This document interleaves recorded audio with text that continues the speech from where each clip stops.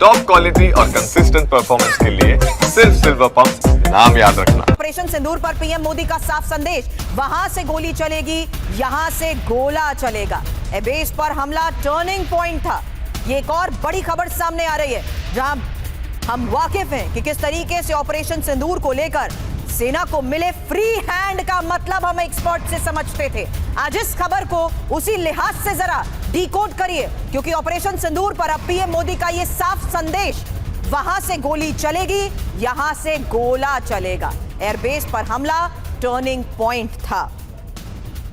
तो अब लगातार जिस तरीके से ऑपरेशन को अंजाम दिया गया है, उसकी स्ट्रैटेजिकल इंपॉर्टेंस को तो हम एक्सपर्ट्स के जरिए समझते आए हैं, लेकिन ये एक बहुत बड़ा संदेश प्रधानमंत्री नरेंद्र मोदी की तरफ से, जहां ऑपरेशन सिंदूर पर पीएम मोदी के साफ संदेश को लेकर इस वक्त ये बड़ी खबर सामने आ रही है, जिसमें एयरबेस पर हमला टर्निंग पॉइंट था और ये साफ संदेश दे दिया गया कि वहां से अगर गोली चलेगी तो यहां से गोला चलेगा, यानी जवाब मुंह तोड़ दिया जाएगा। और ऐसा हुआ भी है।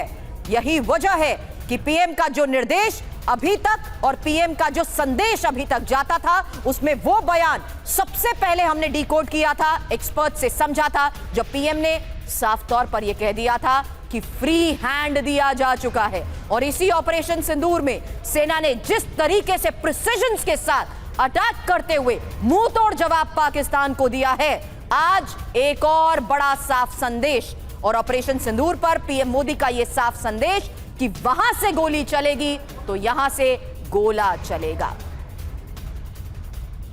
बड़ी बैठकों के बीच ये बड़े बयान, और साथ ही सबसे बड़ी बात जो अब सामने आ रही है, जहां ऑपरेशन सिंदूर को लेकर लगातार मॉनिटरिंग हो रही है, अलर्टनेस, एक्टिवनेस को लेकर तो मेरे सहयोगी सुमित चौधरी ने थोड़ी देर पहले हमें जानकारी दी कि किस तरीके से महत्वपूर्ण बैठक हुई है। और इन्हीं महत्वपूर्ण बैठक के बाद ये एक और सबसे बड़ी खबर सामने आ रही है, जहां ऑपरेशन सिंदूर अभी जारी है। एक नॉर्मल अंडरस्टैंडिंग के बीच ये एक पॉज जरूर है, लेकिन कल रात जिस तरीके से अटैक हुए हैं, उसका जवाब अभी दिया जाना बाकी है। लेकिन अब एक और सबसे बड़ी खबर है, और ये ऑपरेशन सिंदूर पर पीएम मोदी का साफ संदेश है क्या, इसके बारे में और जानकारी के साथ मेरे सहयोगी आदित्य राजकौल हमें ज्वाइन कर चुके हैं। आदित्य, बताएं इस बारे में।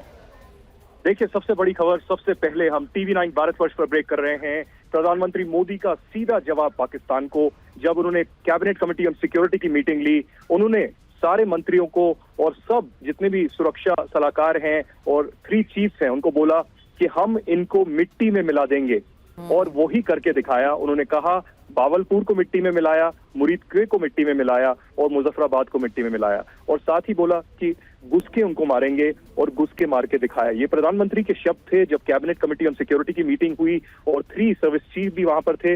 अभी हमें बोला जा रहा है, जो गवर्नमेंट ऑफ इंडिया के टॉप सोर्सेस है, कि जो ऑपरेशन सिंदूर भारत ने लॉन्च किया था 9 अलग अलग ठिकानों पे हमला करने के लिए, वो ऑपरेशन सिंदूर अभी भी जारी रहेगा।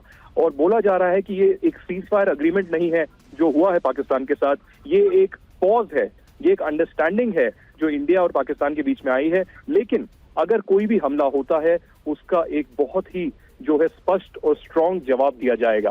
दूसरा, हमें यह भी बताया जा रहा है कि जो बावलपुर पे हमला हुआ, वो सबसे सटीक और सबसे मजबूत हमला था। इनफैक्ट जो अभी हमारे जो सुरक्षा एजेंसीज हैं, जो इंडियन एयरफोर्स है और इंडियन आर्मी है, उनके पास जो सबसे महत्वपूर्ण मिसाइल थी, वो बावलपुर पे दागी गई थी। और ये महत्वपूर्ण जानकारी हमें जो है गवर्नमेंट ऑफ इंडिया के टॉप सोर्सेज से मिल रही है।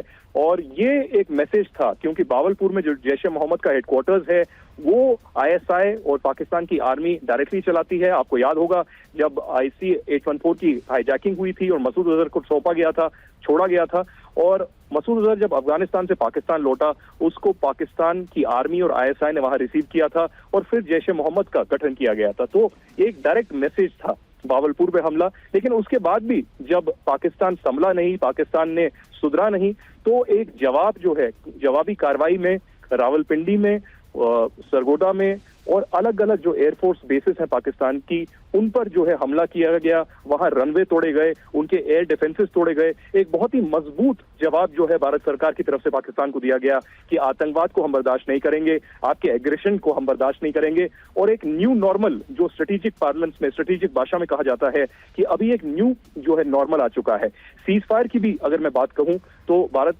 की जो सरकार है वो हमें कह रही है कि सीज फायर पर भी जो पहले अंडरस्टैंडिंग 2021 में भारत और पाकिस्तान के बीच में आई थी, 2003 के बाद पहली बार, वो सीज फायर की अंडरस्टैंडिंग भी पूरी तरीके से टूट गई है। कल बहुत सारी सीज फायर वायलेशन हुए, आज भी सीज फायर वायलेशन हुए, और इसका जो बीएसएफ है और इंडियन आर्मी है बहुत ही स्ट्रांग रिस्पांस दे रही है। एक आखिरी बात जो मैं आपको कहूं, आज 6:30 बजे इंडियन आर्मी की बहुत महत्वपूर्ण प्रेस कॉन्फ्रेंस होगी। तो डायरेक्टर जनरल है मिलिट्री ऑपरेशंस के राजीव गाई, वो इस जो है प्रेस कॉन्फ्रेंस को लीड करेंगे और पूरी डिटेल्स देंगे कि हमने हमला कैसे किया, कहां कहां किया और कितना महत्वपूर्ण ये हमला है। और कल जो ये घटनाएं घटी, करीबन 1 बजे पाकिस्तान की तरफ से ये गुहार लगाई गई हिंदुस्तान को कि हम बातचीत करना चाहते हैं, फायरिंग रोकना चाहते हैं। और फिर 3:30 बजे जो है भारत और पाकिस्तान के डीजीएमओस के बीच में बातचीत हुई। ये पाकिस्तान का रोना और बिलखना था, अमेरिका के पास जाना था, उसके बावजूद जो है उन्होंने रोका नहीं सीज फायर वायलेशन। लेकिन ये महत्वपूर्ण है कि पाकिस्तान ने पहल की, बातचीत की, पाकिस्तान ने पहल की फायरिंग रोकने की, और पाकिस्तान इतना तिलमिलाया हुआ था कि वो उसके आगे नहीं बढ़ पाया। बिल्कुल आदित्य, शुक्रिया फिलहाल इन तमाम इन्फॉर्मेशन के बारे में। आदित्य राजकौल बता रहे हैं थोड़ी देर बाद 6:30 बजे का वक्त जब इंपॉर्टेंट प्रेस कॉन्फ्रेंस होने वाली है और ऑपरेशन सिंदूर पर पीएम मोदी का साफ संदेश कि अगर पाक हमला करेगा तो भीषण पलटवार भी होगा।